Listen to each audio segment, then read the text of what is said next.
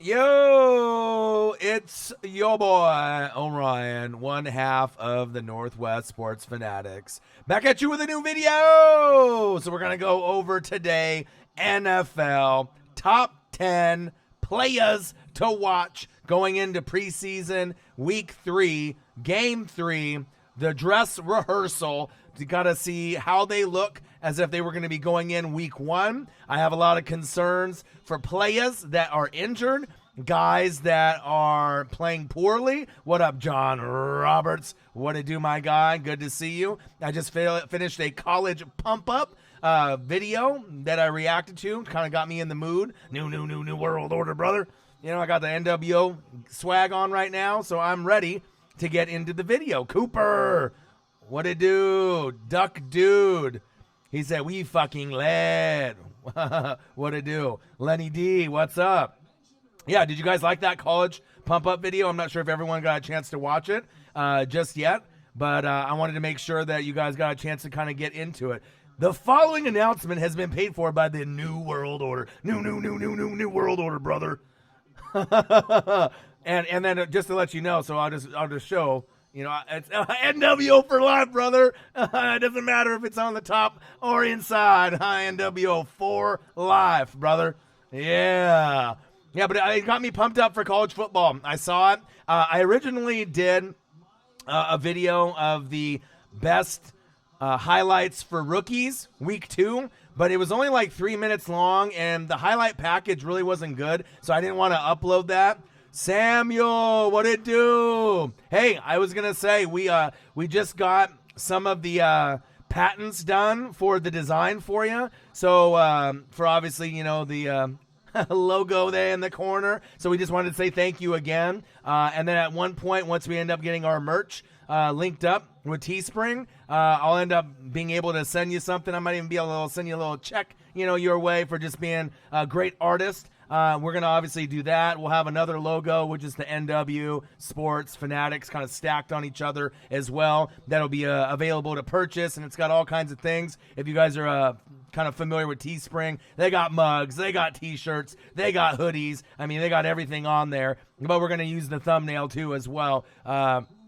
And we really appreciate it because obviously we had a couple different designs with like the zombie face and a few others. But yeah, I just wanted to say thank you, man. I didn't know if you were going to be hopping on, but it's kind of coincidentally you're here. I had a feeling that with the Cam Newton that might drag you in. So I appreciate you, mucho. And like I said, once we get everything going, I'll be able to send you a couple things, just kind of our way of saying thank you. And you're a great artist, man. Like I said, you have a special talent with the pen, with the ink, and with the designs, man.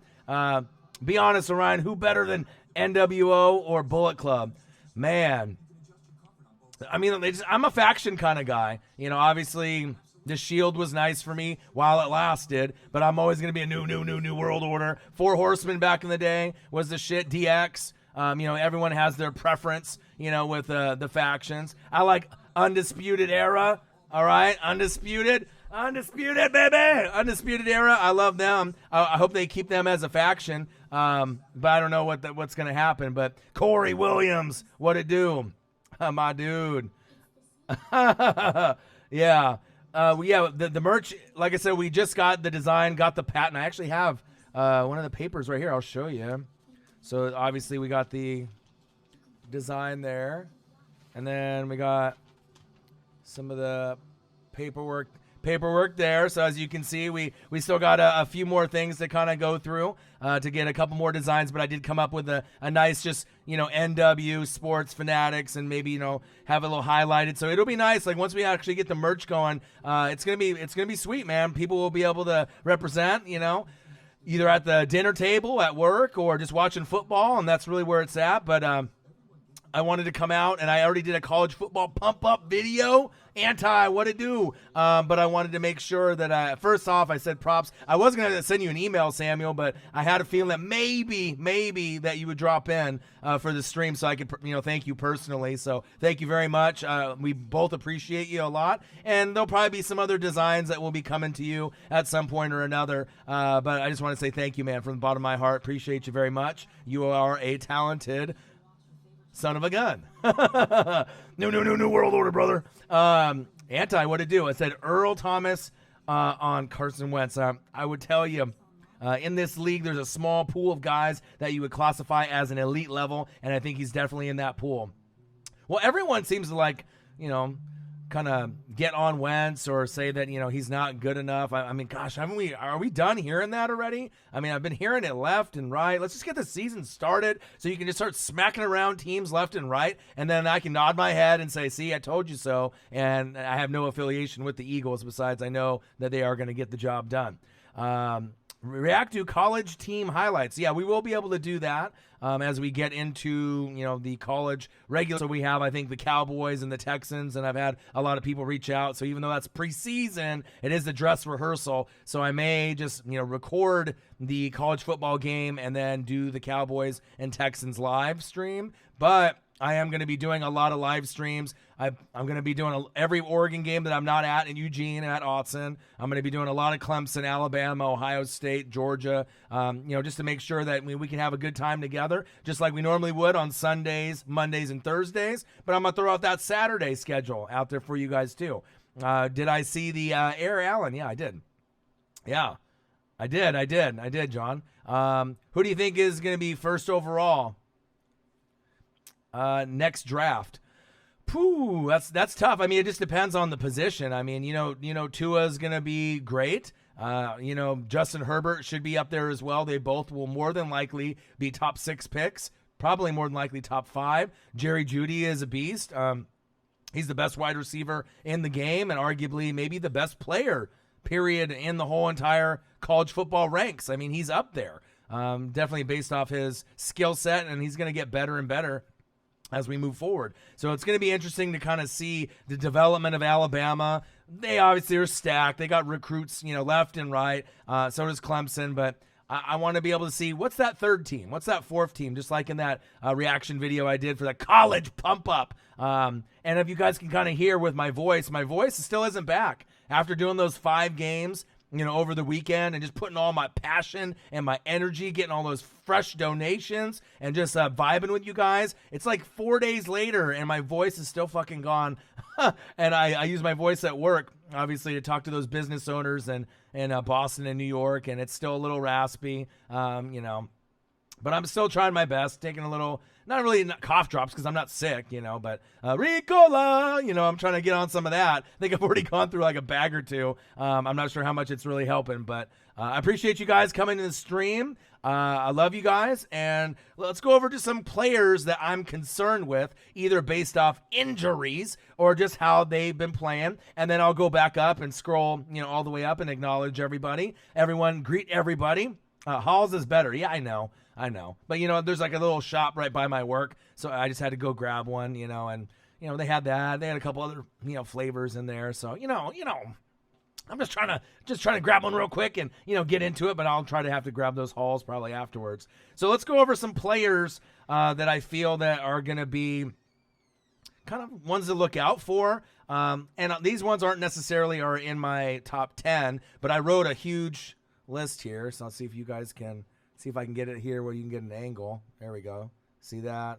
And then see that. So, I'm always on it. So let's start it off. So first one I have, just kind of, these are all, I guess, honorable mentions, I guess. But the first one I want to go over is the Denver Broncos and Joe Flacco and that wide receiving core. It's thin. Phillip Lindsay is the shit. Royce Freeman's nice. Riddick came in, but he's hurt. They still got Booker. So I'm not really concerned there, but Fant with the injury, will he be ready week 1? They say he will be. And then Locke got injured. He's going to be out for a while. I'm not really sold on Flacco. One of my best friends that I went to that Bronco and Seahawks preseason game, I talk to him every day. I'm just not really sold on the offense. The defense should be lit. Chubb and Vaughn should probably combine for 25 to 30 sacks this season. Chris Harris is amazing. But I just don't know with Emmanuel Sanders and Sutton and the rest of the core. I mean, they look decent, in the last preseason game, but how is it going to look full action, full tilt, in a full game? I'm not really sure. So we're going to have to kind of see young Nola, Chris Boyd D, what it do, baby? Lawler, what it do? Aiden, what it do? Six Ink, what it do? But that's my concern because, I mean, the way that I watch Hard Knocks and the way I follow the Raiders, right? Normally I was like, okay, Chiefs 1, Chargers 2, even with Derwin James, with the injury, and Melvin Gordon might sit the whole year. Might as well just trade him to my Bucks eventually, right? And then I had Denver 3, Raiders 4. I'm kind of starting to think, even with AB drama, right? Fly like a butterfly, sting like AB. I'm thinking maybe the Raiders will finish in 3rd and Denver could finish in 4th. I mean, it just depends on Lindsey and Royce and obviously Flacco's accuracy. I had a lot more confidence with Denver in the last couple weeks instead of coming into the last couple hours, couple days. I just don't know if I'm really confident in Denver this season. They could be a team that overachieves, with San Diego, Los Angeles Chargers, right? If they just can't get enough points scored, or if their defense is a little thin, even though they have Nasir Adderley and some other guys that could step up, but they're not Derwin James. And Keenan Allen's a little bit banged up too, so we'll see. But Flacco, the wide receiving core, I don't know what to expect. Are they going to be like 7-9, 8-8? Samuel J., my bro, $9.99 donation. Thank you, bro. I appreciate you. That was unexpected. I love you, man. You're a great artist. And like I said, I'm really excited that we're able to use your logo that you drew up for us. We got it trademarked. And like I said, I'm definitely going to pay you back for that. Once we get everything kind of going, I can get you some merch. And obviously, I'd probably try to cut you a check too. I mean, I don't have to do that. But like I said, I appreciate you. So I just want to make sure that you know that you are appreciated. And thank you so much for the $9.99 donation. You're treating me like I'm one of your best friends. We're not on friendship probation, right? $9.99, not Netflix. I love it. Appreciate you. Let's move over on to the next spot. All right, so let's talk about the Dolphins. Not a lot of people have any expectations. I'm kind of wondering what they're going to do at the quarterback position. Are they going to openly tank? Or are they going to have Fitzmagic in? It's going to be interesting to see. But one player that I'm kind of interested to see, not only in the dress rehearsal, right, but moving forward is Christian Wilkins. So we obviously saw him get pressures. He got like a sack and a half. He looks good.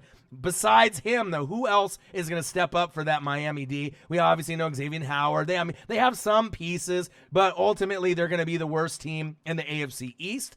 But every once in a while, you have a miracle, like against New England last year, where you just, you lateral it, and then end up winning at the last second of the game. So anything's possible with Miami. But Christian Wilkins is a stud. I want to see him progress. I don't really know what his ceiling is, but I like him moving forward to help elevate the other players, even though he's a rookie. So we'll keep an eye on him. Let's go on to the Buffalo Bills. John Roberts, Bills Mafia.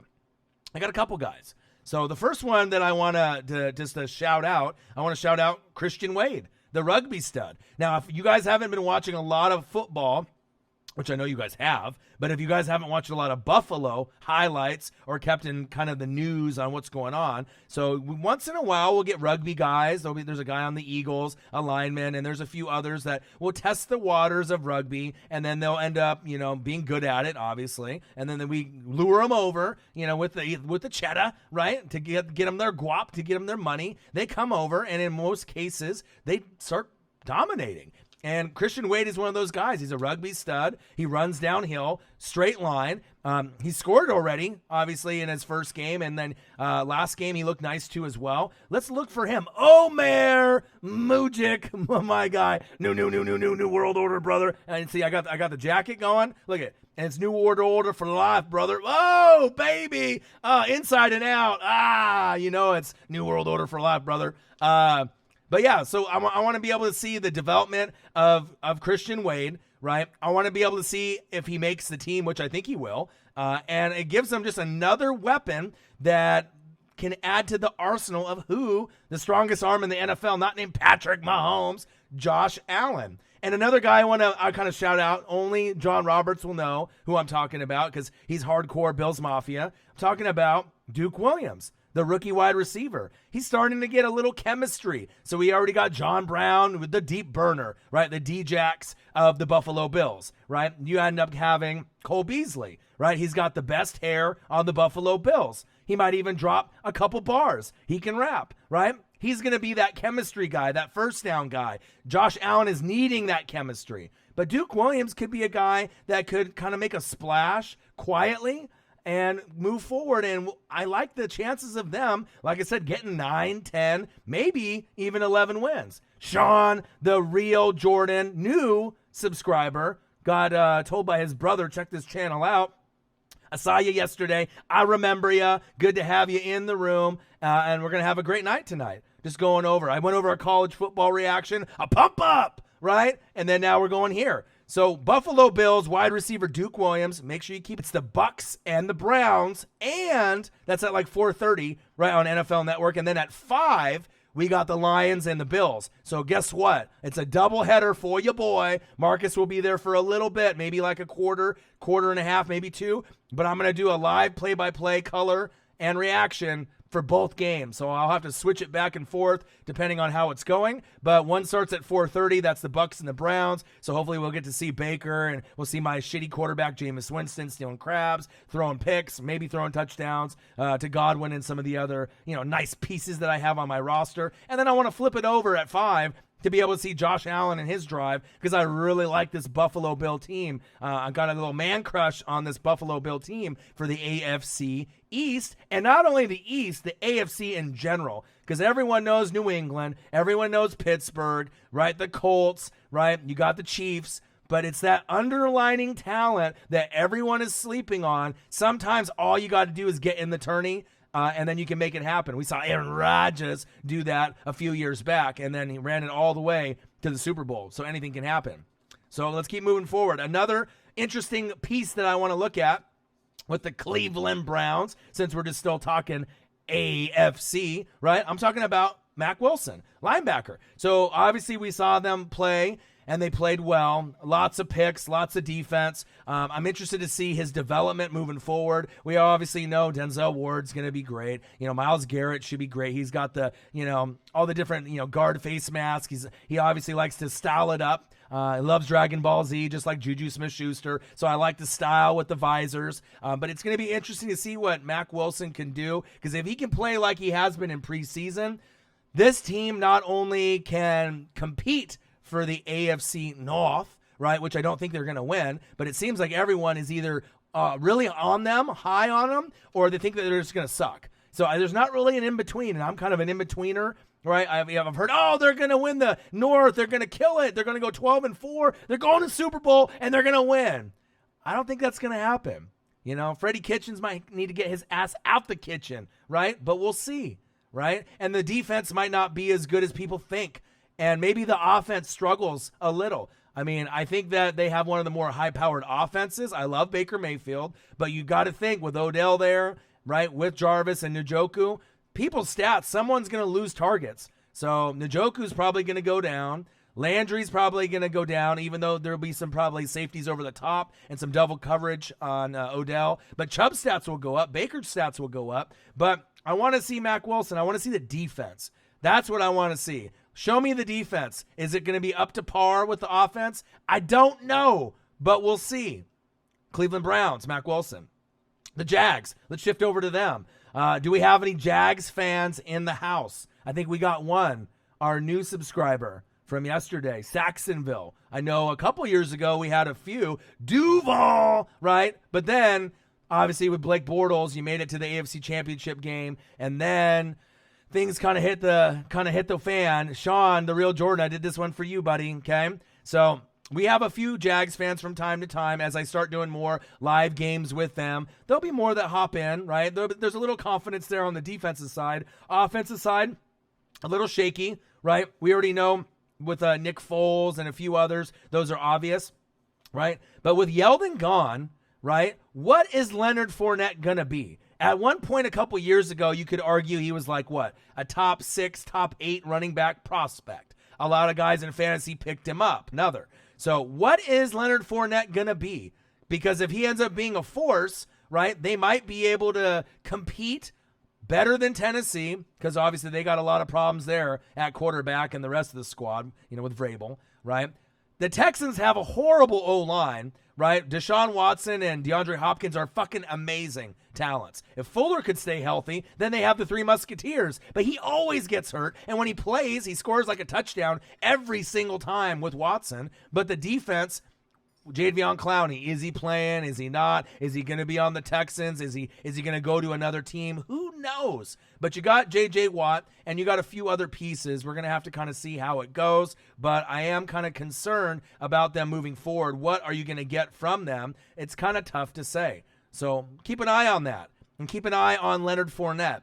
Will he be able to get back to being – he'll never be probably top 5 running back ever, right? But if he can get into that like consideration of being like top 8, top 9, somewhere between 6 and 9, where you're battling with guys like with Mixon and a few other guys. I mean, Aaron Jones, right, from the Packers. You know, if you can kind of compete, you know, then he'll have some more value moving forward. And if Leonard Fournette goes, right, with the Duval train, right, that might be able to help them overachieve. People are sleeping on them. You go worst to first. It's not likely because I got the Colts winning the division at 11-5. Probably more than likely the Texans, even with their shitty O-line, going 10-6. But if injuries happen with Luck, or if something ends up happening with Watson, there is wiggle room in that division. It's the hardest one to really predict besides maybe the NFC North. On a true winner, you kind of have an idea, but 3 out of the 4 teams have a legitimate shot, in my eyes, to take the crown of the AFC South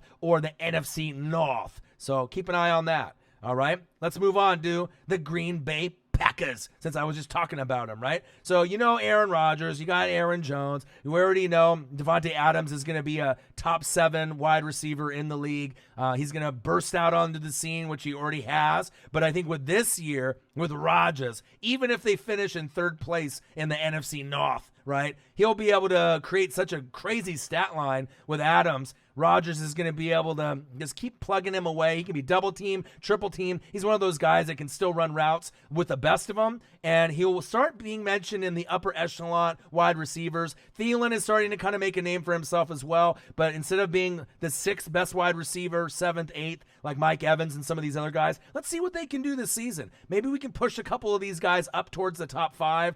Obviously, we know DeAndre Hopkins, we know Michael Thomas, we know AB, Julio, but what about the rest? I want to be able to see some progression and see these guys move up. Geronimo Allison is a guy to kind of look out for, and obviously Scantling as well. The newer, younger guys that are kind of in the youth movement for the Packers, depending on how they do, that's how they're going to be able to continue the momentum. I kind of have a feeling that the Packers are going to finish 3rd in the division. Marcus thinks I'm crazy. You know, he's like, there's no way. They might even win the division. I just don't think that the relationship that they're going to have with LaFleur and Rodgers, it's going to be broken, I feel. I just don't know with the ego with Rodgers. He's a great player, but definitely there's an ego there, you know, and I'm not sure if they're going to get past that. As far as a balanced team, the Vikings have more balance, but then they have an unreliable Kirk Cousins, so that's the X factor, right? And then with the Bears, they got the best defense in the league, but Trubisky is kind of shaky. But depending on what they do with Mike Davis, if they use him at goal line from Seattle, right? Tariq Cohen only on 3rd down. And if you can start Montgomery, one of my favorite running backs in this whole entire league already,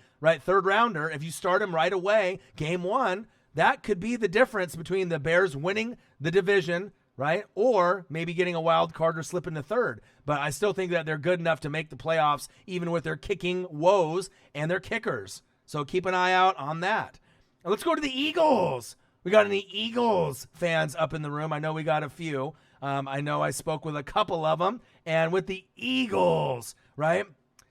Running back coach Deuce Staley. If you remember him, obviously, you know, throughout his time in Philly. And then they have Jeff Stotland as well, the run game coordinator. It's going to be one of those things to kind of keep an eye on with the rotation of the backs. I want to be able to kind of look out and see what you're going to be able to get from the running back position. Who's starting? More than likely Jordan Howard, but Sanders and the rest of the guys. Probably the only one that people are thinking that they could at least like sit or not have to play unless they have to is Adams because he fumbles a lot. But other than that, it's going to be unpredictable. I don't really know where Deuce Staley's going to go with this, with the team, with Dougie P.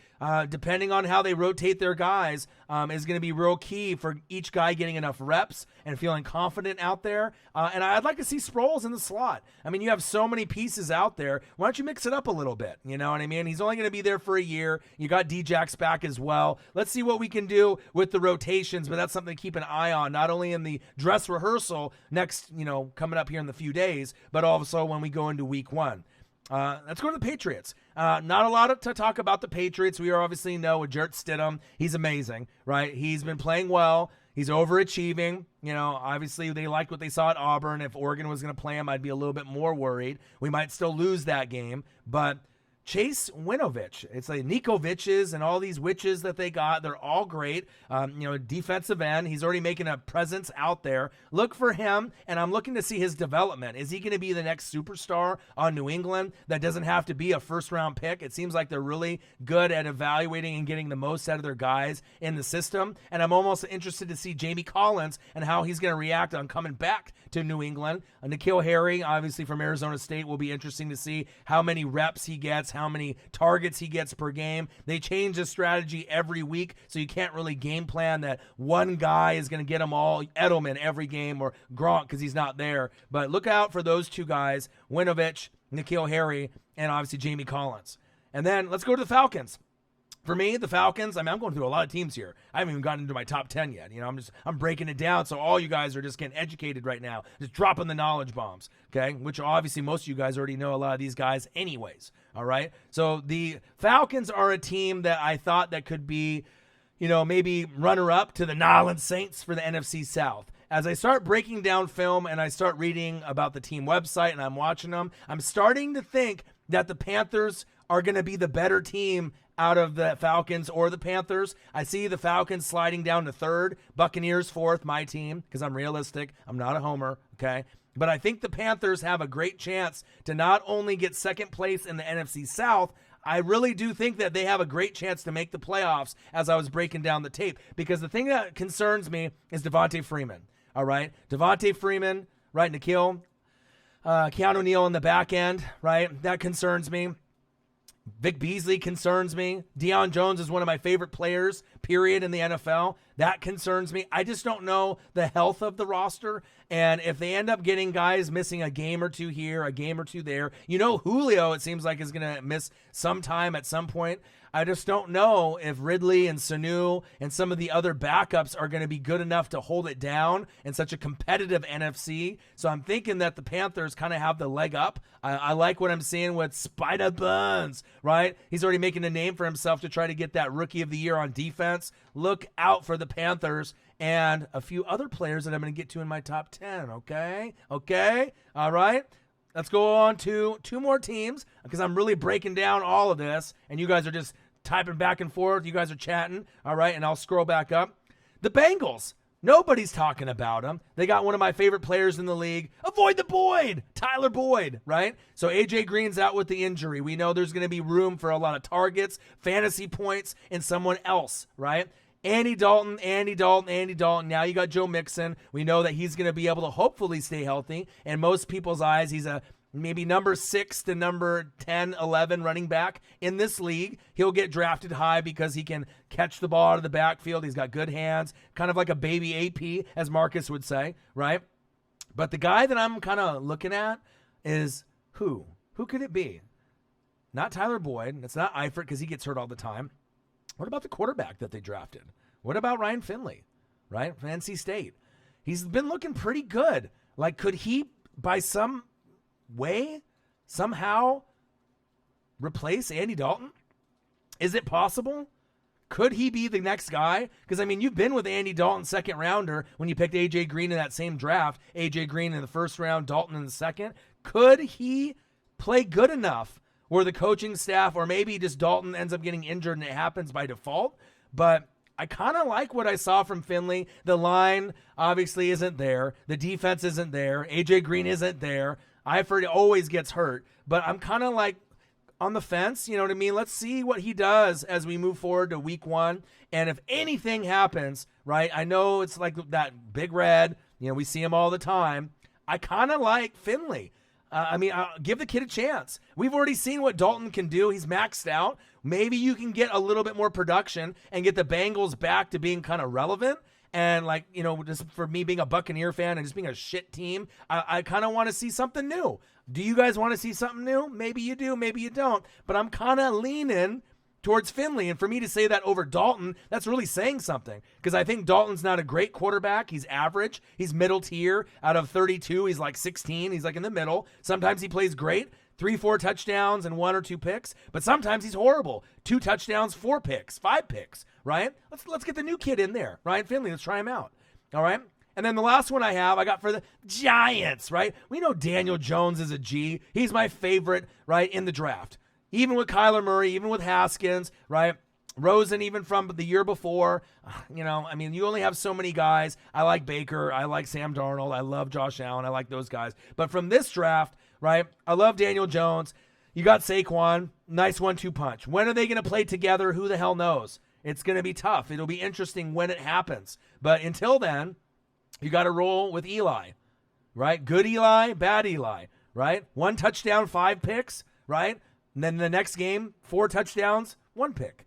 You're going to have to take the good with the bad. But with all the receivers being injured with Shepard and, Golden Tate with the suspension, right? You got Evan Ingram. That's going to be his check down guy, his third down guy, right? Shepard will be a guy, if he stays healthy, that will be able to get some more targets since Beckham is gone, Odell, right, to Cleveland. But one guy I want to look out for, not only in this kind of dress rehearsal, but moving forward, what about Cody Latimer? If you remember him on Denver, he never really got a fair shake.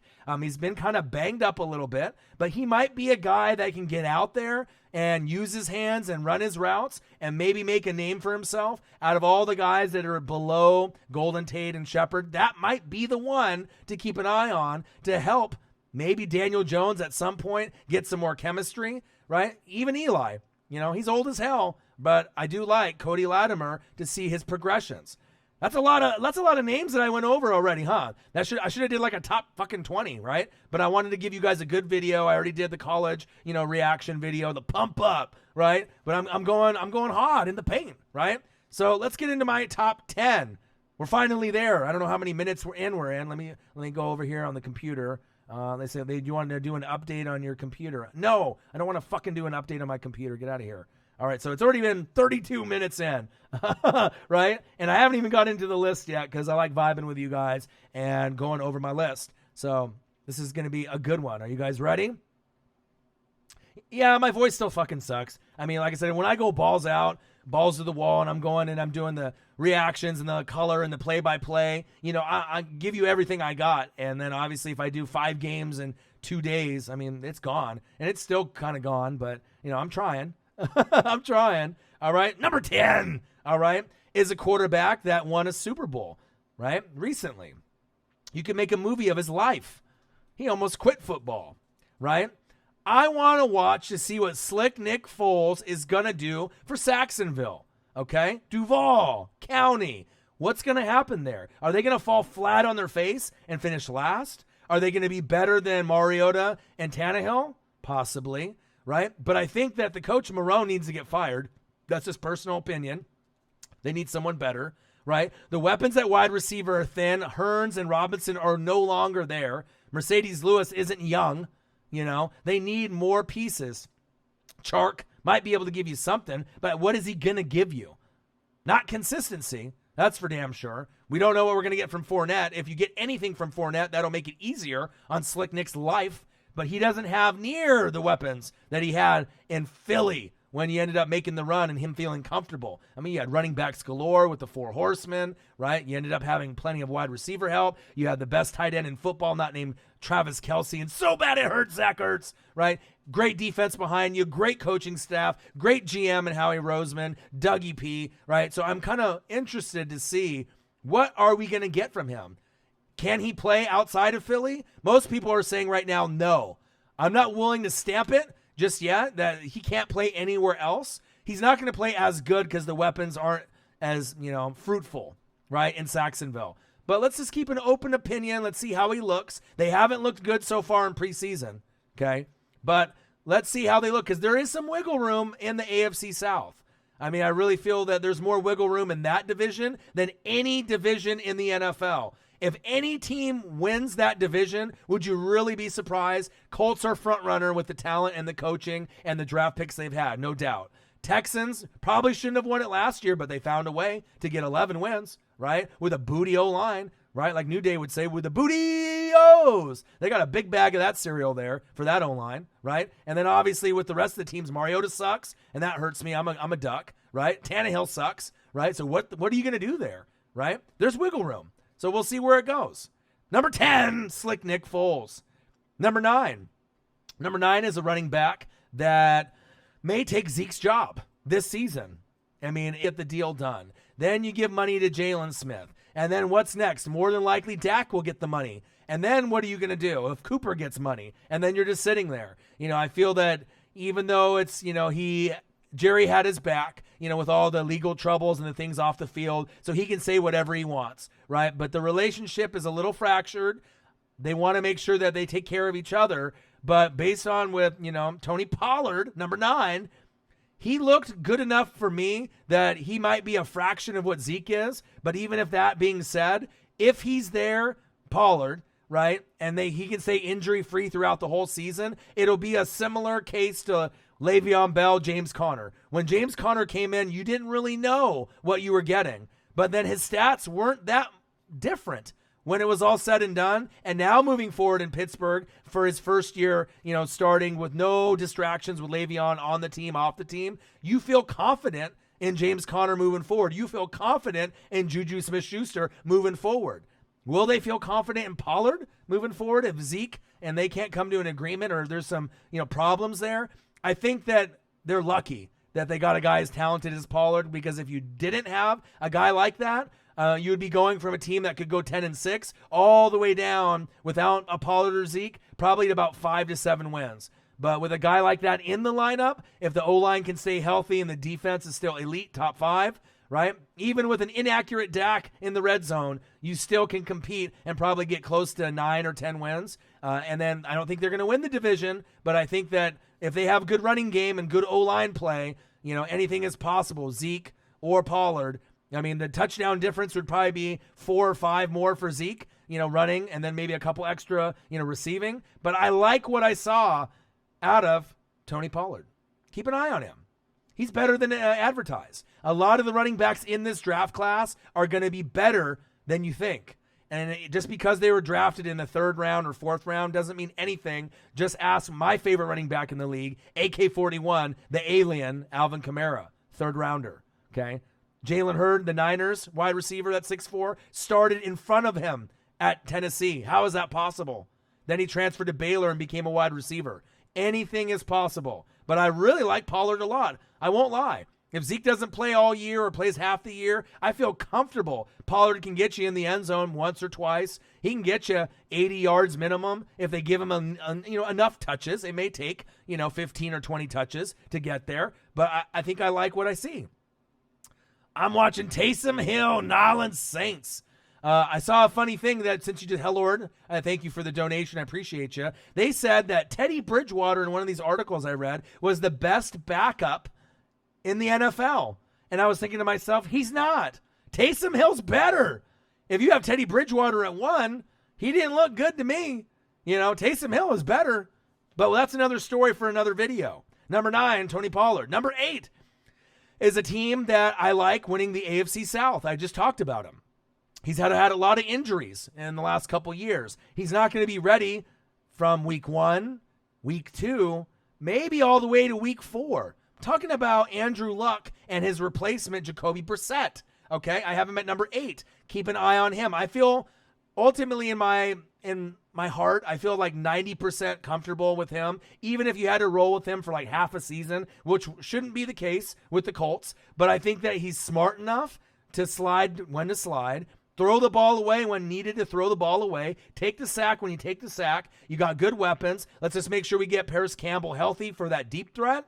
We'll obviously see Quentin Nelson smash the fuck out of anyone that wants to go in front of his face, right? Pancake and syrup like New Day, throwing those pancakes out. Quentin Nelson does that all day long. He's my favorite offensive lineman in the league, period. Okay? Quentin Nelson, Notre Dame. He's amazing. He's going to be a Hall of Famer, period, right? Then you got Darius Leonard. No one knew that was going to happen. Malik Hooker on the back end, right? You got Banogu and a lot of these other guys coming in. Rock Ya-Sin, keep an eye on him. He's special, okay? But I want to see Brissett's development, knowing that if they're saying, hey, you're going to have to start all of September, right? As long as you go 2-2, you're good. You just want to make sure you stay afloat, depending on the schedule. If you go 3-1 or 4-0, well, mad props to you. But I love Andrew Luck. I think he's underrated. A lot of people have him like, 7th, 8th, 9th, 10th best quarterback in the league. That's crazy. When Andrew Luck is healthy, right? He's had the least amount to work with to be able to get his teams, when healthy, 10, 11 wins, like consistently. So to me, that shows me that Andrew Luck, even though he's not as big of a name as a Russell Wilson or a Rodgers or a Roethlisberger, if you look at what he's had to work with, if he had more, he would have been winning 12, 13, 14 games. He just hasn't had a solid running game in years. Marlon Mack is nice, and you got Hines now. But back then, it was inconsistent. The line was inconsistent. They were getting sacked all the time. He was getting pressured. He was doing his best, right? Defense really wasn't that great. So I think we need to give Andrew Luck a little bit more credit. When he is healthy, to me, he's a top 5 quarterback in this league. But I know a lot of people would say, maybe he's 6 through 10. You could argue that, but look at his stat line. Did you really think that he was going to be second in touchdowns to Mahomes? You fucking didn't. Don't tell me you did, unless you were maybe a Colts fan, right? He is better than people are giving him credit for. I watched the tape. I watched them. Frank Reich watch for the Colts to make moves, not only win the division. It wouldn't even surprise me if they made an AFC championship game this year or next year. Yeah, I said it. I know it's kind of shocking, but I think they have a chance. Obviously, New England is going to be the team that's defaulted there, right? The Chiefs look like they're the best team in football. I get it. But besides them, besides those two, who's the next team? Is it the Chargers with Derwin James and that injury? Maybe not, right? Can it be the Colts, right? I like them a lot better than the Texans, right? Could it be the Steelers? If Devin White plays, like Tampa Bay, Devin White and Devin Bush, if both those guys play great, I mean, anything's possible. I love Devin Bush. He's going to be the Shazier moving forward. But I really like the Colts. I think as far as like balance, coaching, and the GM, Ballard, Reich, everything that they have, I think they're probably the third best team, in my opinion, overall. Offense, defense, line, coaching, just the whole package. When healthy, that's the key. When Luck is healthy. But if they have Luck and Brissett, I think that they have a chance to being the third best team in the AFC. I know it's kind of shocking to some people, but that's kind of how I feel. He's definitely underrated. He fought through the injuries. I watched him at Stanford. I know he's a smart guy. This guy still has a fucking flip phone, all right? He's not worried about social media. He's worried about winning football games and getting a fucking Super Bowl and for his legacy. And don't be surprised if Andrew Luck one day gets an NFL MVP. Yeah, I said it, NFL MVP. Before his career is said and done. He might be able to get one. I'm not saying he'll get 2, but it wouldn't surprise me if he ends up getting 1, especially if they make a deep run. Keep an eye on Jacoby Brissett and Andrew Luck moving forward. It's a key, okay? Number 7. Number 7 is going to be a quarterback that I absolutely love. Marcus saw potential in him. He went to Wyoming. People clowned. They said he's very inaccurate, but the arm is strong, right? Now he's got weapons. Now McDermott is showing what he can do with that GM and coaching staff. They're drafting well. They're picking great talent. And this is another team that I really like moving forward.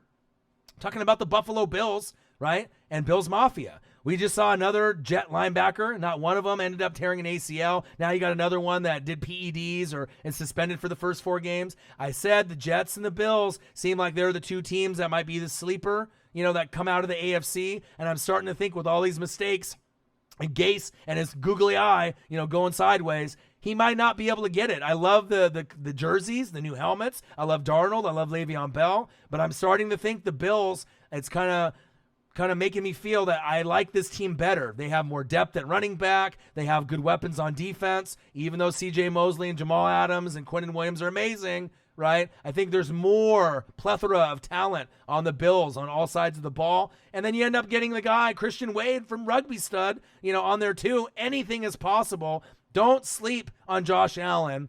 10 touchdowns, 12 picks. He looked horrible last season, okay? but a lot of quarterbacks do in their first year, all right?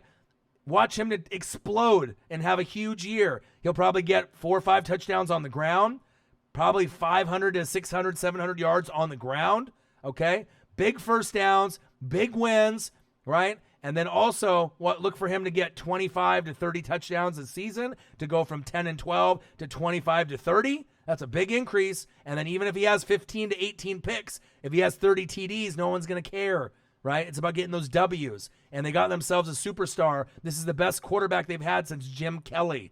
Jim Kelly approves. I approve as well. Josh Allen, number 7.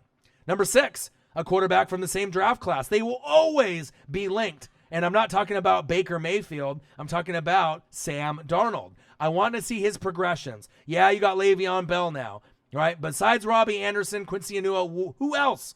Who else is going to make plays for the team? That's what kind of concerns me is the wide receiving core, right? The tight ends. You know you can hand it off to Le'Veon. The defense will bail you out with big picks with Jamal Adams, right? You're going to get big plays from Quinnen Williams. He might joke with you, right, about his Madden rating or playing with Madden and then getting you a big sack. And then C.J. Mosley's a Hall of Famer already, right? But what is Sam Darnold going to do? Are we going to be able to see him take the next step? Is he going to regress, right? It's going to be a tough division. You know, it's not going to be easy, but he's a pocket quarterback. He's different than Josh Allen. He's different than Baker. What are we going to get from this kind of solidified pocket QB? Can he be accurate? Can we see him turn into the best USC quarterback in the last 20 years? Better than Carson Palmer? Is it possible? I think it is, but I'm not sure if I like Gase at the head coaching job. I think he's kind of a nut. You know what I mean? So you might have to get rid of him, but moving forward, new swag, new clothes, you look good, you feel good, you play good, like Dion would say, prime time, prime time. Look for Sam Darnold to make some good reads, and I want to see him go through his progressions. First wide receiver, second progression, third, eye manipulation, footwork. These things matter in the NFL. And I said it, so you know it matters. Number 6, Sam Darnold, all right? Number 5 was one of my favorite running backs coming out of college last year, right? Marcus was excited. He was like going to pee himself when he got this player. Then he got hurt in preseason, and then he was devastated. Thought the season was just over already, right? I'm talking about Darius Geis. Sounds like he's only going to get maybe a series or 2. They're going to limit him, but depending on what you get with him and AP, I'm curious. Haskins, Geis, a few other weapons. I know Marcus wants to fail this season and get Jerry Jeudy from Bama, Roll Tide, and add that piece to the Redskins. But your record might be better than that. You know, we'll see if you get to that 5-6 win total that I think he thinks they're going to get. But Geis could be a real big X factor. You don't know what he's going to be. Is he going to be a Leonard Fournette-ish kind of player? Is he going to be, a little bit different than that? Is he more of a bruiser, like maybe like a LeGarrette Blount, Marshawn Lynch? What are we getting from Darius Geis? Can he catch out of the backfield? Early reports say he struggles at it a little. You know what I mean? He's more of just, hand it off and I'll run you over kind of guy. But I want to see his progression maybe in camp, as I start to watch more and more on him when they show him, right, that he can do screen passes and block better than people are saying that he can. Look for Geis to make a move. Keep an eye on Darius Geis. I like him. Number 4, quarterback controversy, right? We got a lot of them, right? Who starts? Who's on the bench? Who deserves to be on the team next year? Who's worthy this year, right? Are you tanking or are you trying to win games? Are you trying to tank but silently tank and not tell your franchise and your fan base that you're tanking? Based on what you do is going to tell me if you're tanking, right? Or if you're trying to win games. We're talking about the Miami Dolphins, Ryan Fitzmagic, and Josh Rosen.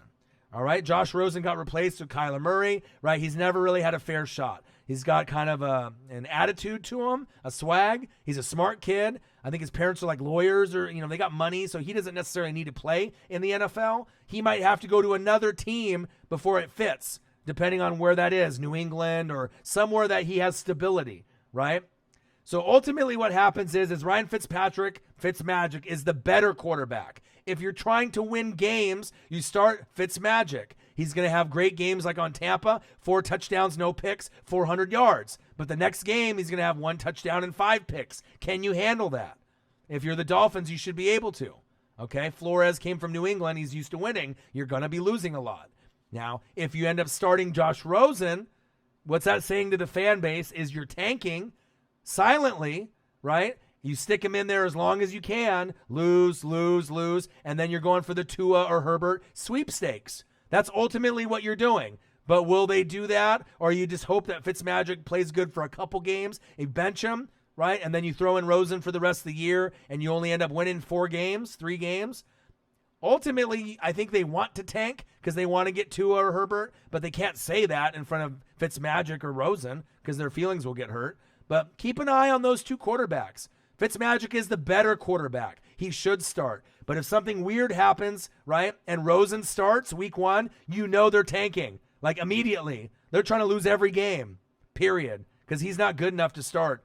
To me, for most of the teams in the NFL, Josh Rosen, he could be a good backup, but I wouldn't want him in Tampa Bay. I don't like Jameis, but I don't have too much confidence in Rosen. I think he needs to develop somewhere. He's a project QB. If he went to New England, he might be able to get it there, but it's going to take him a few more years than some of the other quarterbacks in that draft class.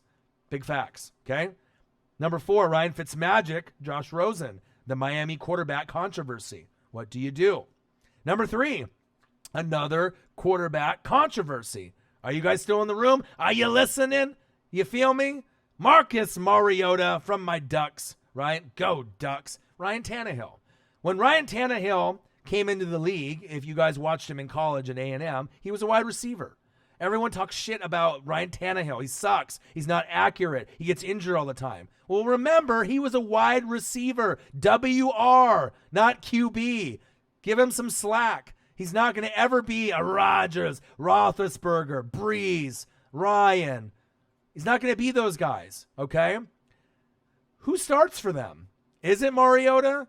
You know, he hasn't played like the Mariota that I'm used to from college, where he can get 40 touchdowns and 4 picks. He seems like he gets more interceptions than touchdowns. He gets hurt a lot. He's a liability. You bring in Tannehill, they'll play hard for him. But is that really the answer for that franchise in Vrabel? No. They're both Band-Aids. They're both probably not going to be there next year, but it just depends on who you want. Do you want to stick with Mariota because he's a class act on and off the field, and you play him a couple games and hope he gets hurt? You don't say that to his face, but then Tannehill can go in and you can go from there. But they may be looking for someone different. And honestly, I think Tannehill, as much as it pains me to say this, I think Ryan Tannehill will play better for the Titans than Mariota this season. And that hurts because I'm a huge Mariota guy. I'm a huge Duck fan, as you guys know. So for a guy to win the Heisman and then to kind of fizzle out, has he capped out already? I'm not sure, but he definitely needs a change of scenery. But I think that they'll play harder for Tannehill for a new quarterback. But how long is it going to take before Tannehill gets in? Week 6? Week 8? Week 10? I mean, ultimately, I don't see them making the playoffs anyways. So it's just a matter of what you want to do. But one piece I do like to keep an eye on is Adam Humphries, my wide receiver from Tampa Bay. Underrated, great Caucasian white wide receiver, Welker-ish, Edelman-ish, good hands, a big first down threat, a great guy to throw on 3rd down. I wish my Bucks still had him. I would take him, Humphries, over Jameis in a heartbeat. Jameis is not worth anything, right? Besides a boot to the ass, right, to get out of Tampa. But keep an eye on Adam Humphries, Mariota, and Tannehill. Number 2.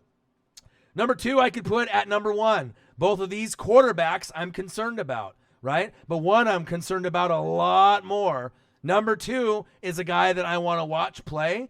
You know, I want to see him with his chemistry with Curtis Samuel. I know it's going to be off the charts. I want to see DJ Moore. He's going to be off the charts. Run CMC might be 1,000 this year. Maybe 1,200. Everyone's claiming Saquon's going to win the rushing title. Le'Veon's going to have a chance. AK-41 could go 1,000, right? We just don't know what's going to happen because Zeke's not there, right?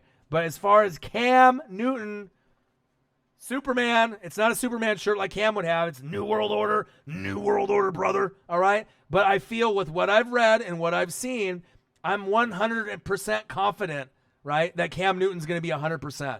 He's going to be good. They're going to be able to win a lot of games this season. Obviously Thomas Davis with that leadership is not there, but you got Gerald McCoy from my Bucks. He's going to be a great fit with Luke Kuechly. Luke, the best linebacker in the league, not named Bobby Wagner, and that's big facts, okay? He's going to play great. And Spider Buns is the X factor. Look for him to make big plays and be like Bradley Chubb last year, double-digit sacks, guaranteed, 10 or more, and depending on how many he gets, if he can get to that 15 mark, that might be the difference between wild card and winning the division over the Saints. If it's even possible, I still think the Saints are the best team in the NFC South, but I could see with Burns, Spider Burns, if he gets 15 sacks, Cam plays great, they're going to be right there, neck and neck, and there would be a problem moving forward for teams. Cam Newton, though, I like the progression. He's confident. People, don't understand him. I feel he's the most misunderstood quarterback or player in the NFL, right? They don't like the way he dresses. He's got swag. He's got the hats. He's got the shoes, the gaiters, the different hat styles, the different suits, the different shirts, right? But don't judge a guy if you don't really know him. It's easy to point a guy out and talk bad about him. But what about the good things? Like when he scores, he gives that football away. I don't see any other quarterback or players doing that regularly. I know if I was a Panther fan, I would love him. I would love to be able to sit front row and get a ball. I mean, think about how much that would change your life. He's a lot more deeper, I think, as a person that people give him credit for. They're like, he can't throw. Yeah, he has problems with accuracy. So does Dak Prescott and a few of the other quarterbacks. He's never going to be a Rodgers or a Russell Wilson. It's just never going to happen, right? But when you win the MVP and you go 15-1, right, and you surprise people, you can score with your legs when they're on the goal line and then you're 3 yards away. What's the one quarterback that you want to run the ball? Cam Newton, Russell Wilson. Cam Newton's built like a linebacker. He can get you in with his legs because he's built like a linebacker. Russell Wilson is elusive. He's got the moves, and, he can get in on that way as well. You got to just see what the quarterback is, accept who he is, and then if he can get that throwing motion down, maybe we'll see some better accuracy this season, and I think that they're going to be better than the Falcons, better than the Bucks, and the Bucks are my team.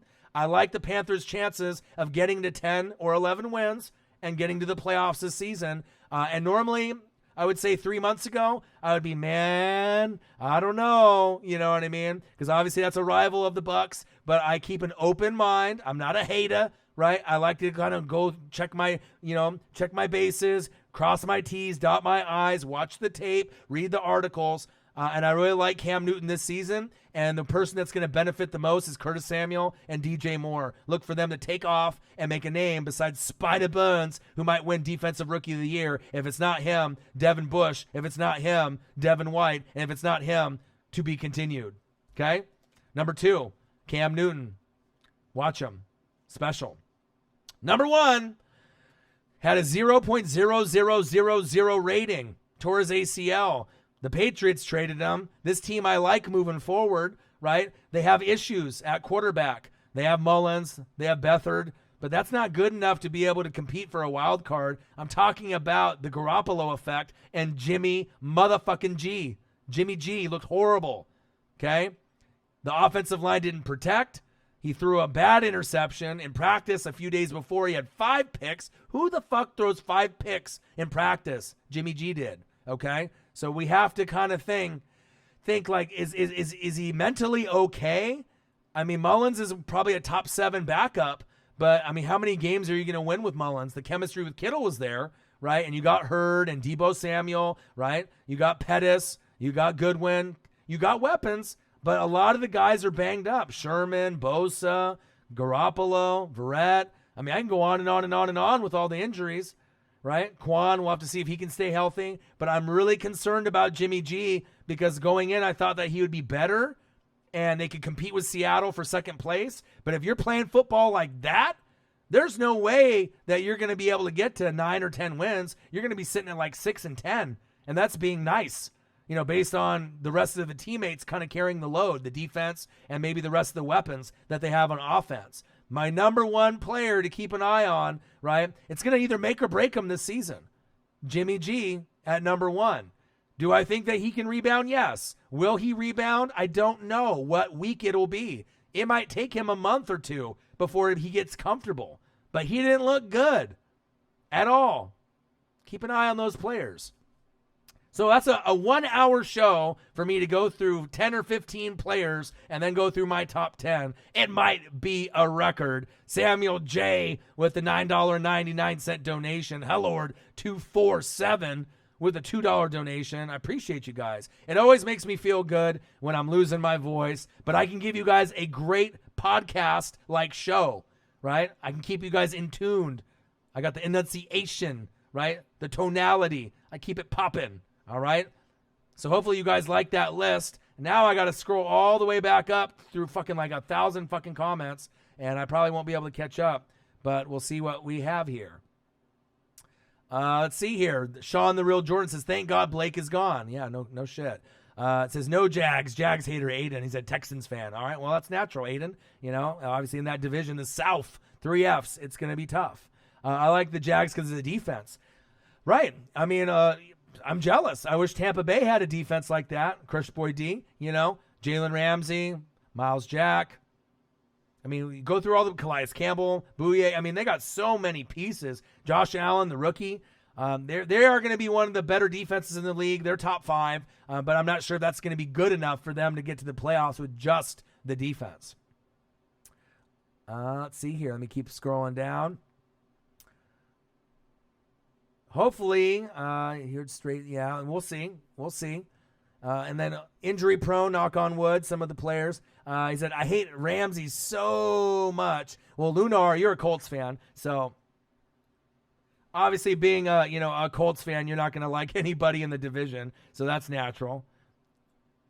So let's see. Foles is a backup, a good one, but he's a light switch. Yeah, Texas Birds, right? But I mean, we'll see. No one thought, I mean, a lot of people thought that he would fail, right, in the playoffs. He would fail in the Super Bowl. I had faith in him, but it wasn't just necessarily just him. It was the surrounding pieces, the line, the D-line, the running backs, right? So you need a complement of weapons to make it happen. But, I mean, I'm kind of leaning more towards, I'm not necessarily failing, but just not playing up to his potential. But that's natural. I mean, if Fournette, doesn't do Fournette type things and the wide receiving core doesn't help him out, what are you going to do? You're going to lose a lot of games unless that defense scores like 14 a game. And I don't know how long you're going to be able to do that for. That's big facts. Let's keep going down here so I can get caught up. What'd it do? Let's see. Titus Howard and Max Sharping that we got in the draft. Right. But the thing is that you needed players, Aiden, better than those linemen, and those guys might be injury prone. That kind of worries me a little bit. So moving forward, if you want your Texans to be able to compete, right, and win the division pretty regularly or get second place in the division, you really got to protect your investment in Deshaun Watson and DeAndre Hopkins. And then if you could just get Fuller healthy, that gives you another weapon. And it almost kind of is painful that I wish that they had some of the old running backs that used to be on the team, that would be able to help them out. But Arian Foster, imagine if you still had him in his prime. Could really make the difference. But Jadeveon Clowney is the issue right now. Get him paid or you move on. But, I mean, the team is much better when he's there. And that is big facts. All right. Let me keep scrolling down. So y'all sleeping on Thielen. I don't think anyone's sleeping on Thielen. We saw what he could do in these last 2 years. He's better than Diggs. Thielen's the one, in my opinion, as far as talent. You can move both guys around, outside, inside, slot. I mean, they're all both talented, But I think that Thielen is one of those guys. You could probably put him in top 10 wide receiver and no one would really bat an eye. Now, if you put Thielen in your top 5 at number 5, then you might get some people arguing with like Beckham and Mike Evans is better and a few others, that you could argue with. But I think if you have him at in the top 10, I mean, I think that's where he belongs. I think he's earned that right to be a top 10 wide receiver in this league. So, all right, I'm scrolling.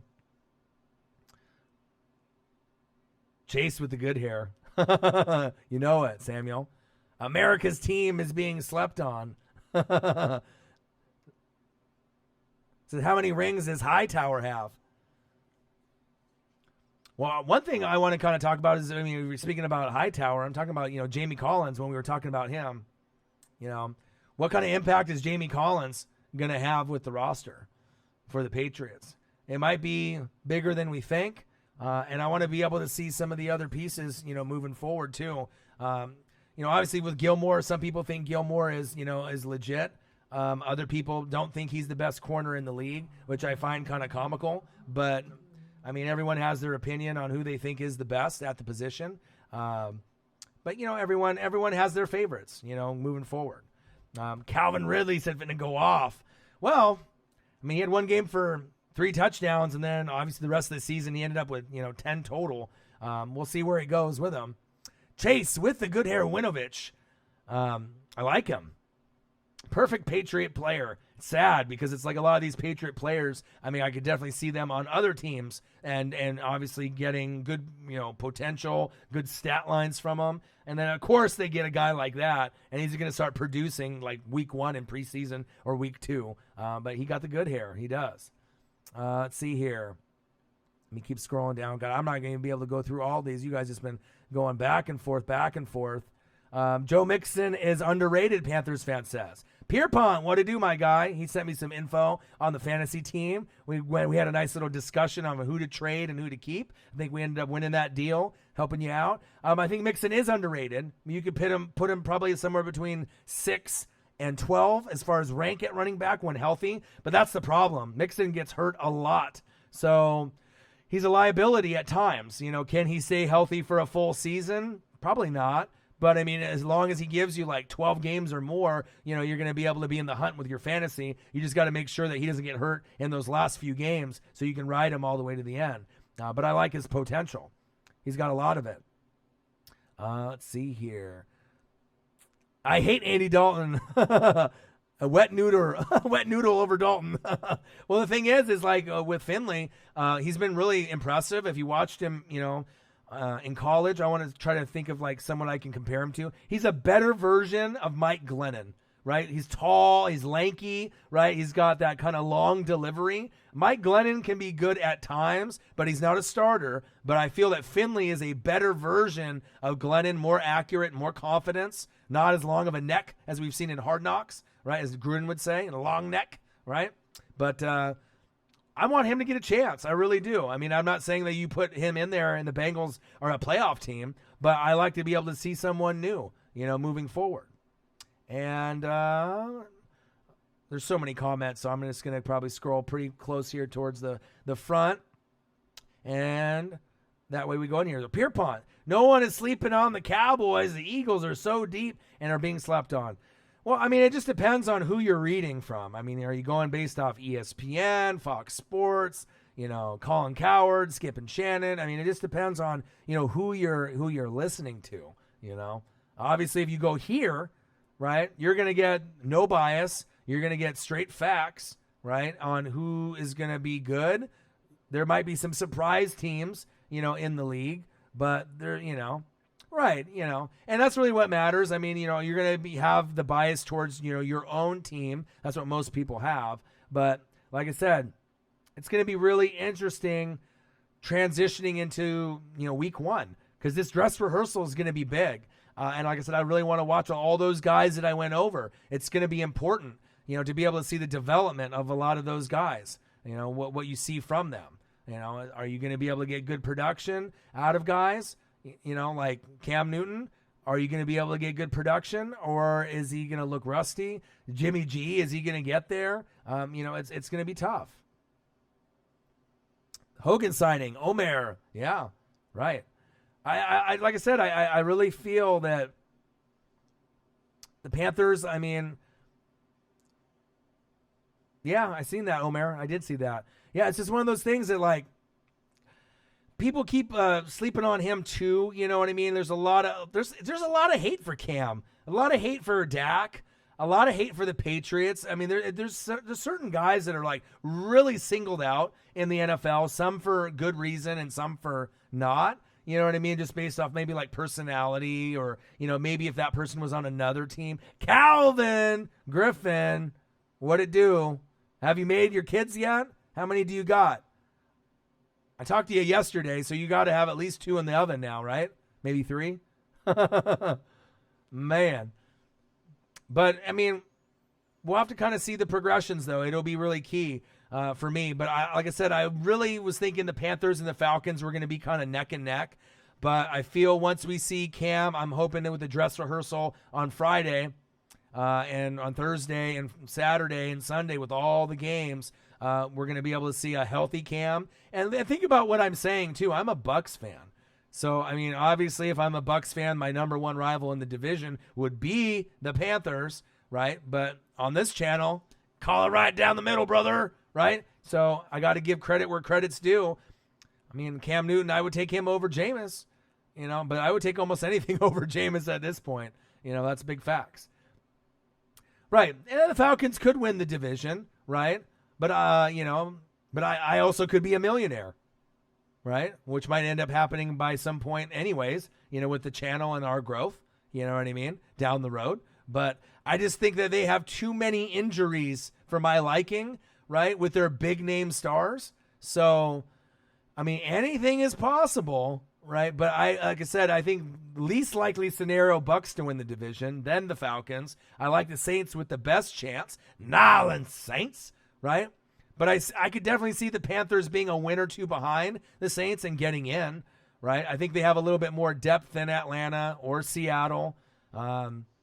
Vikings have similar depth on offense and defense, but I mean, who do you trust more, Kirk Cousins or Cam Newton?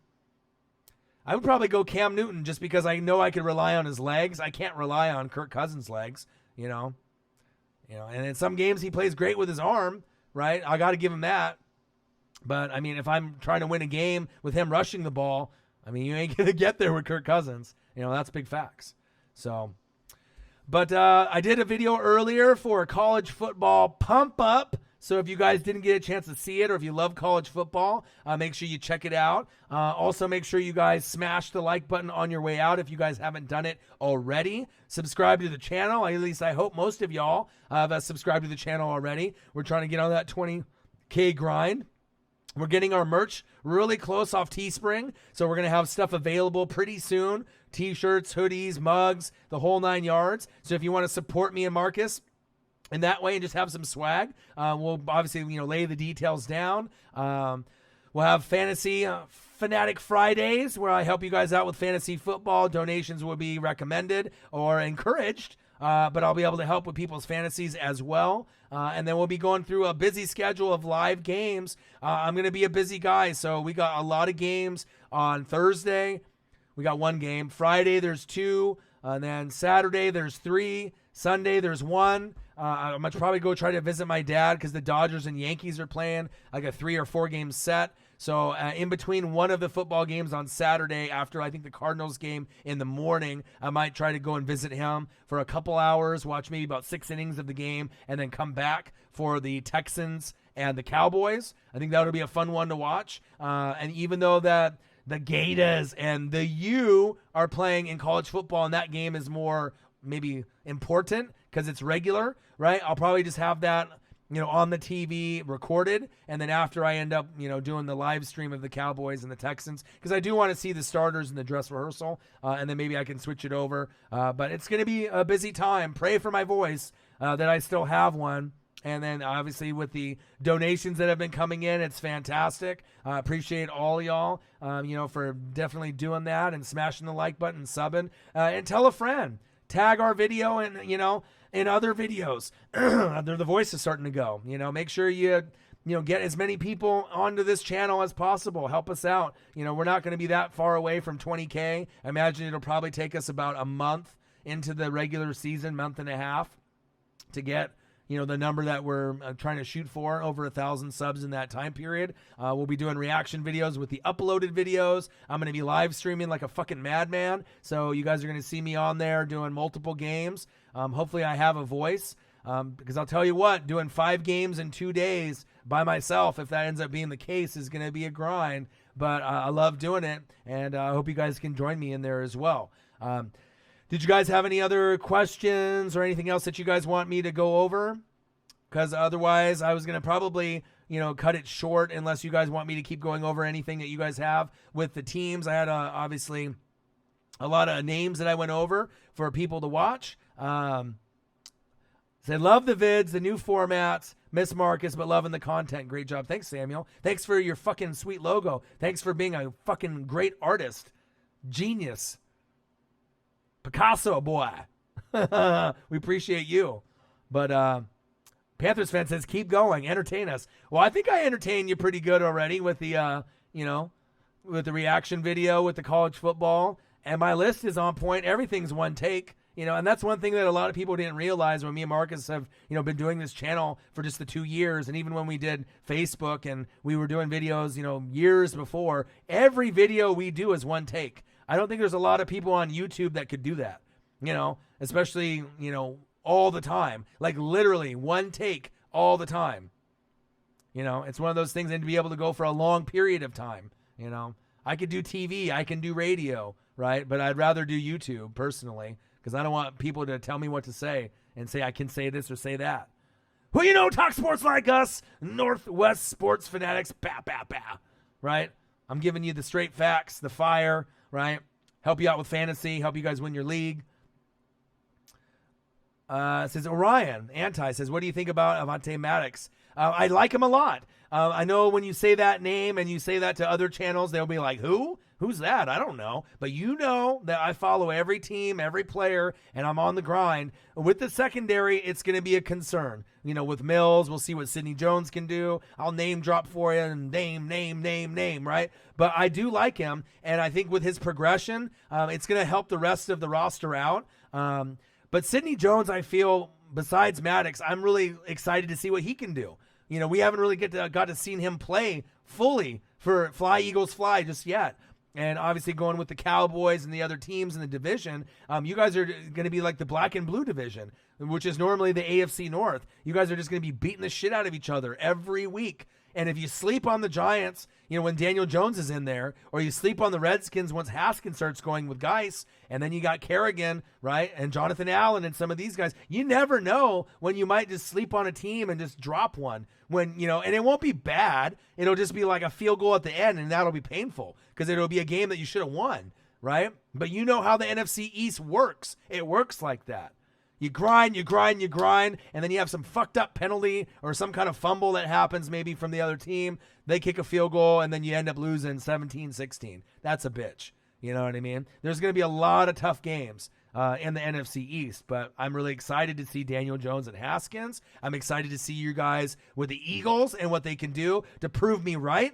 All these, weeks and all these months that I've been saying it, and, and people respect on what I have to say. Am I right all the time? No. But I feel a lot of time, 80%, I usually am pretty spot on. I haven't got a Super Bowl wrong in a long time. College Natty Championships, I'm pretty spot on there. I might not be able to get the point spread every time in playoff games or Natties or Super Bowls, but I definitely can pick the winners, and definitely with the research. And week to week, I'm pretty good too, But I have the utmost confidence in the Eagles, and I know Eagles fans, I don't need to tell you to be confident in your team. You're going to. But I know it makes you feel good when I say I think Wentz can be a top 5 quarterback this season and get back to MVP form, because not a lot of people have the balls to say that, right? I'm not in Philly, right? Carson Wentz is not my cousin. You know what I mean? But I believe in him fully. Holyfield looking all right. Yeah, he is. He's got the Evander genes. He's another guy that's probably going to be slept on a little bit. Burns has gotten all the pub, right? I want to see Gerald McCoy. I want to see plenty of pieces show out. And the more pieces that you have at running back, it's not like you guys have, D'Angelo anymore or Jonathan Stewart. Remember the good old days? D'Angelo Williams and Jonathan Stewart.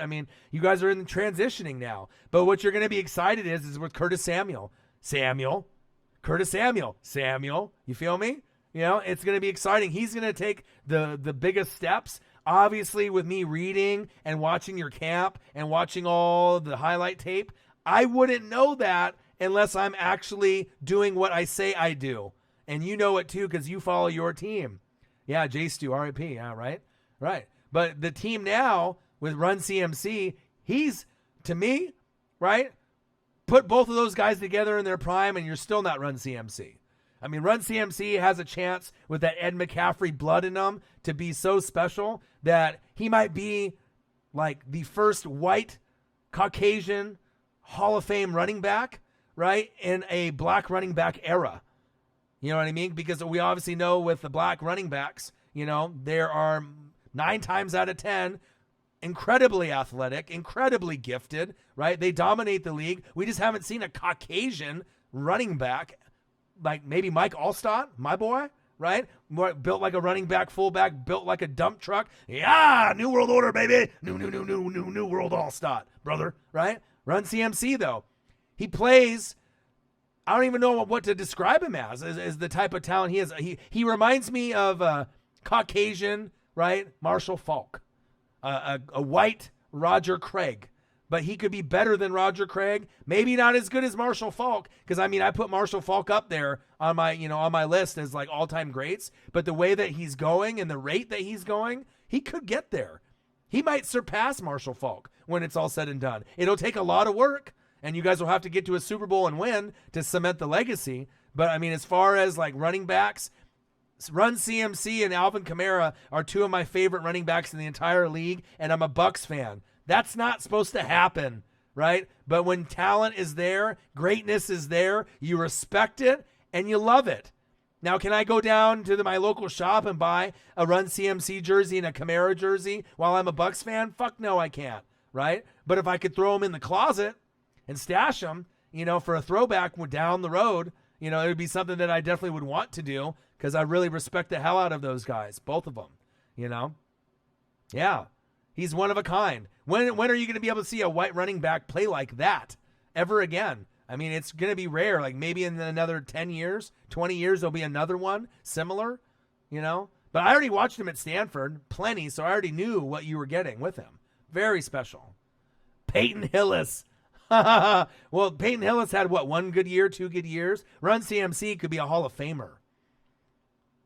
This is the best Caucasian running back since Allstott. Can you guys name any other, like, long-term running back that's Caucasian that can dominate? It's hard to think of any, He's special.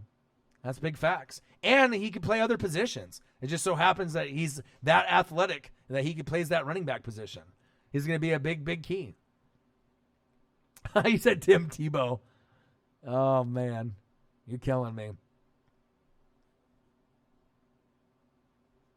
Anti, you're funny.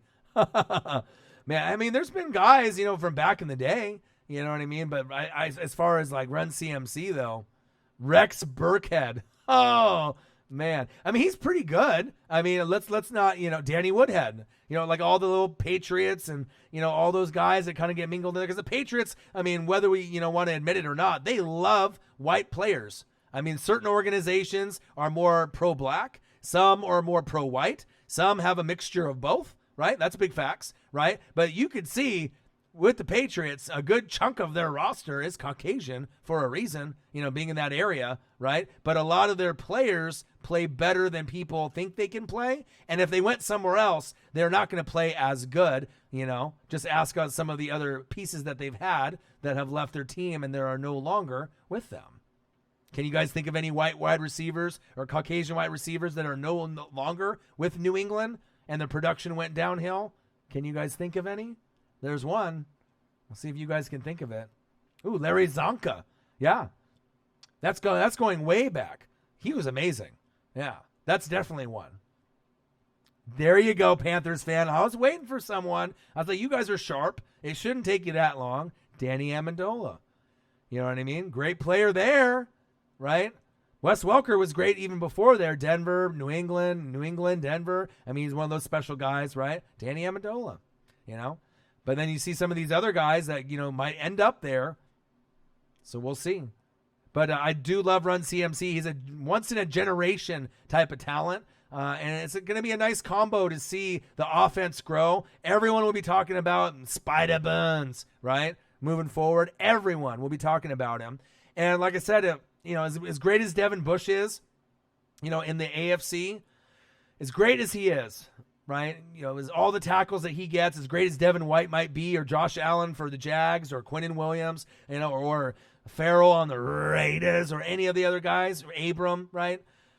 I think the front runner to me is going to be Spida Burns. I really do. I think, like I said, I think he's going to have Bradley Chubb-like stats, but I think he could be better than Bradley Chubb's rookie year. But Chubb and Spida Burns might be competing for the sack championship this season. I mean, I know you got Donald and you got, Von Miller, Khalil Mack, but I just have this feeling that Bradley Chubb is really going to break out, and it won't surprise me if he gets like 13, 14, 15 sacks this season. I think he'll, just go off, right? And I think the same thing Spida. Spida could get 10 sacks within the first, 10 games. It's possible. He might have more than that. He might get 10 sacks by the first 8 games. It wouldn't really shock me because he's a guy that can get multiple in a game. And only the greats can do that. And by the end of the first year, Spida Burns might be considered, top 5 pass rusher in the league. Chubb is starting to get up there, So it's exciting.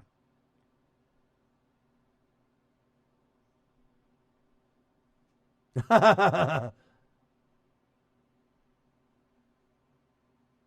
said Sendejo, but he's a safety.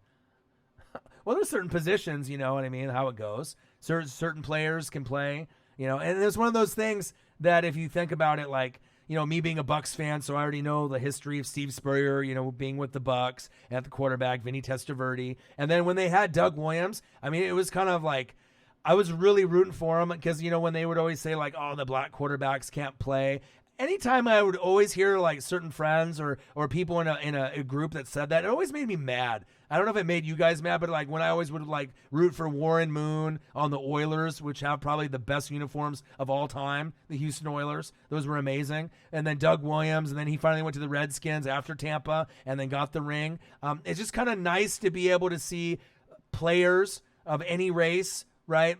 But especially when people are saying they can't do something and then they do it and they do it damn well. And you know what I mean? For me being multi-race, since I'm Czech and Japanese and, everyone has, suffered, some type of racism in their lives at some point or another growing up. But it was really for me, even though I'm not a black guy, right? But to see Doug Williams take that step and be the first black quarterback to win the Super Bowl, all the stereotypes have to go away at that point, and it really opened the door for not only other black quarterbacks to get jobs, but to dominate, right? And then now look at it. You're getting coaches like my guy, Tony Dungy, Tomlin, that has Buccaneer ties. I just like that. It's you're almost like a pioneer in the game, even though this game's only been around for 100 years. But I just love in the NFL and fan bases and just people in general when they say ignorant shit like that, and then they end up doing bigger and better things than you think they can. I'm not sure if you guys think like that, but anytime someone says, they can't play because of their race here or here or here, that's crazy. There's talent everywhere of every race. You know what I mean? That's my personal opinion, but it was for me being a Bucs fan, it kind of hit home. You know what I mean? Especially when Doug Williams ended up winning for the Redskins. I was you know what I mean? It was kind of a big thing for me, because I'm an old timer, you know what I mean? And so when he won, I was like, wow, how amazing is that? And I've always been a big Warren Moon guy, you know what I mean? I always thought that if he could have just been on a better team, what could have been with Warren Moon? You know what I mean? Very underrated, Warren Moon, period.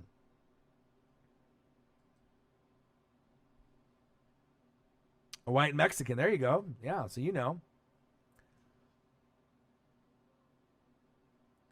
Yeah. Yeah. Right. Yeah, you know how it goes. I know. I know how you feel, man. Yeah. Oh, he said Sorensen. But I think I still need to do some more tape watching. I need to definitely go through and read a lot more. I've been going to bed at 12:01 in the morning, and then I wake up at 4. So if that doesn't show my grind that I have for you guys and just for my personal self, to be able to be in tune with all the teams and, everything that's going on, that's important. So I need to do that. I still need to get my workout in too. So I think I'm going to probably cut it a little short. It's about an hour and a half. And I ended up doing that reaction video for the college football pump up. So once I get off there, if you guys want to end up watching that, that'd be much appreciated. Samuel J., thank you so much for your logo. Thank you for the donation, brother. I appreciate you. Hellor247, thank you for the donation. You guys are the best. Jason Seahorn, there you go. There's a name. I like that one. That's a good one. Old school throwback. But make sure you guys have a great rest of your night. Like I said, if I didn't have more tape watching and research to do, I would probably go for another half hour or hour. But you guys will understand. Tomorrow, Marcus will be here. We got the game tomorrow. So we got one game tomorrow. And then we have 2 on Friday, the Browns and the Bucks, and the Lions and the Bills. So I'll do both. He'll be here for at least a half tomorrow and for a half on Friday. And as far as the games are concerned, not the best selection of games. So here's tomorrow's slate if you guys weren't familiar with it. So you got Giants, Bengals, Redskins, Falcons, Panthers, Patriots, Ravens, Eagles, Packers, Raiders, right? And then Jags, Dolphins. So Fox is literally chosen the worst probably fucking game out of them all. I want to see the Jags defense, and I don't mind seeing Fitzmagic, but I just think that there's other matchups I think I would rather have seen. But it is what it is. I'll be live tomorrow, 5 o'clock on Fox. We'll be on here. So if you guys have time, the Eagles game is 4:30, but it'll be only for you locally. But for me, it's going to be the Jags and the Dolphins, and that's going to be on mostly, nationwide. I feel that's the one that they're showing. Friday, Browns, Buccaneers, 4:30 p.m. NFL Network. Bills, Lions, 5 o'clock CBS. I'll do both. All right, so you guys will be able to get that. Saturday, Cardinals, Vikings at 10, NFL Network. I'll be on. 4 o'clock, Texans, Cowboys. I'll be here. I'll be probably watching that Miami and the Florida game as well. I might go to my dad's in between the Cardinals and Vikings and the Texans and Cowboys. And then the last game is Seahawks, Chargers at 7 p.m. NFL Network. And then Sunday, we have Steelers, Titans at 5 on NBC, and that's the weekend. So that's going to be like 5 or 6 games live stream. So I hope you guys have a chance to come in the room. Smash the like button, share it with a friend, donate when you guys can. But I'm excited to talk football with you guys and enjoy some good dress rehearsals for week 3. And we can see what we have moving forward. So Michael Pierpont says Tyler Boyd or Chris Godwin. They're both great. I would go probably Chris Godwin with a little bit more upside just because D-Jax isn't there anymore and he's going to get a lot of looks. But even though, you have Evans as your number 1, Tyler Boyd will be the number 1 because A.J. Green is gone. So you're really going to have to look at the targets, between the two guys. I imagine they'll both get about 8 to 10 a game. And then both guys will get probably 7 to 8 receptions out of, 9 or 10 targets. They're not going to drop too many. They both have a chance to score multiple times in a game. So it's a win-win for both. I mean, Boyd's going to be the one until they decide with A.J. Green when he can come back and the quarterback situation with Dalton or Finley. But, Dalton is kind of unreliable. So is Jameis, right? But with this new coaching staff and the way that the offense is going to be flowing, I imagine the Bucs offense will be better, right, than the Bengals. But Boyd will be a machine. He'll be able to score a lot of points this season. But if I had to take a bet on who has more fantasy points at the end of the year, I probably would go Godwin. You got a nice lineup, Pierpont. I'll be able to help you. Your team is stacked, right? Like a bunch of Lay's potato chips stacked. You got all of them. So we'll be good. So make sure you guys have a great rest of your night. And I got one question for you. Who talk sports like us? Your boy, Orion. And I'm out. I'll see you guys tomorrow on the live stream. Have a great rest of your night. Peace.